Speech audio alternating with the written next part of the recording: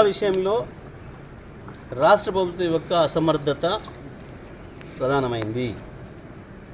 వాస్తవానికి అవ్వాలకు కూడా కేంద్రం ఎన్నడూ సహకరించకపోయినా కేసీఆర్ గారు ఉన్నప్పుడు 10 సంవత్సరాలు సమస్య రాలేదు అంటే కారణం ఎండాకాలంలోనే తీసుకొచ్చి నిల్వలు పెట్టినారు కేసీఆర్ గారు. ప్రతి రైతుకు తన ముందే గోడౌన్లో యూరియా కనపడ్డది. ఏ షాపులో అడిగినా యూరియాకి ఇప్పుడు కొరత కనపడలేదు. గ్రామాలలో కూడా ఆగ్రో సర్వీస్ కేంద్రాలు పెట్టి వాళ్ళ దగ్గర అందుబాటులో పెట్టినాము. కాబట్టి రైతు పొలానికి వెళ్ళేటప్పుడు షాప్కి వచ్చి తీసుకొని పోయి పొలంలో వేసుకున్నాడు. ఆ ధైర్యం ఉండే.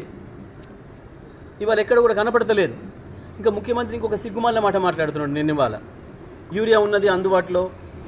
ఒకవైపు ఏమో వాళ్ళ మంత్రులే యూరియా లేదు అని ఢిల్లీలో వాళ్ళ శాసనసభ్యులు వాళ్ళ పార్లమెంట్ సభ్యులు మాట్లాడతారు. వీళ్ళకి కొంతమంది మంత్రులు పోయి ఆడ మాకు యూరియా ఇస్తలేదు కేంద్రం అని చెప్పి మాట్లాడతారు. ముఖ్యమంత్రి ఏమో యూరియా ఉంది అని మాట్లాడుతున్నాడు. ఇంత ఆశ్చర్యంగా ఉందో చూడండి. మీరు మీ మీడియా సాక్షిగానే చూస్తున్నాం. కొంతమంది మంత్రులేమో మాకు యూరియా కేంద్రం సహకరించలేదు అని ఇచ్చింది. ముఖ్యమంత్రి స్వయంగా యూరియా ఉంది లేకేం లేదు, కానీ సినిమా టాకీస్ లాగా లైన్ ఉంది. ముందట లైన్ ఆయనకు మొదటానికి వెనక ఆయనకి ఇచ్చినప్పుడు 8 గంటల తేడా వస్తుంది.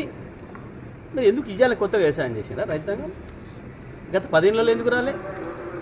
సినిమా టాకీస్ల లైన్లు ఇవాళ ఎందుకు వస్తున్నాయి? కొంచెమన్నా సిగ్గనిపించదా మాట్లాడేటప్పుడు? అవతల మహిళలు ఏమని తిడుతున్నారు పాపం. ఆ మీడియా మిత్రుడు అడుగుతున్నాడు, అమ్మ నువ్వు లైవ్లో ఉన్నావు, నువ్వు ఇట్లా బూతులు తిడుతున్నావు, ఇది ఆయన చూస్తాడు, చూసుకోమని పీక్కోమని అంటున్నారు వాళ్ళు. అందుకే నువ్వు మాట్లాడే విధానం అట్లుంది. రెచ్చగొడుతున్నావు రైతుల్ని. అందుబాటులో ఉన్నాక మేము తినదరక కూర్చుంటామా ఇడా అని అడుగుతున్నారు. యూరియా అందుబాటులో ఉంటే ఒక తల్లి ఎందుకు 3 పిల్లల్ని ఎత్తుకొని వచ్చి గాడ బహిరంగంగా చంటి పిల్లకు పాలు ఇచ్చుకుంటే నిలబడాలి లైన్లో? సిగ్గుపడాలి నువ్వు అది చూసి. ఒకప్పుడు మంచినీళ్ళ లైన్లో కొట్టుకునేది 2014 ముందు. సూర్యాపేటలో ప్రతి సంవత్సరం పోలీస్ స్టేషన్లో కేసులు ఉండేది మహిళల మీద. దేనికి అని అంటే ఎండాకాలం వస్తే మీరు తెచ్చిన ట్యాంకర్ కొరకు కొట్టుకొని ఒక బిందె నీళ్ళు దొరకవని. ఇవాళ మళ్ళీ ఆ పరిస్థితి యూరియా కొరకు కూడా కొట్టుకోవాల్సిన పరిస్థితి వచ్చింది రైతాంగం. ఇది నీ పరిపాలన గొప్పతనం, ఇది మీ చక్కదనం.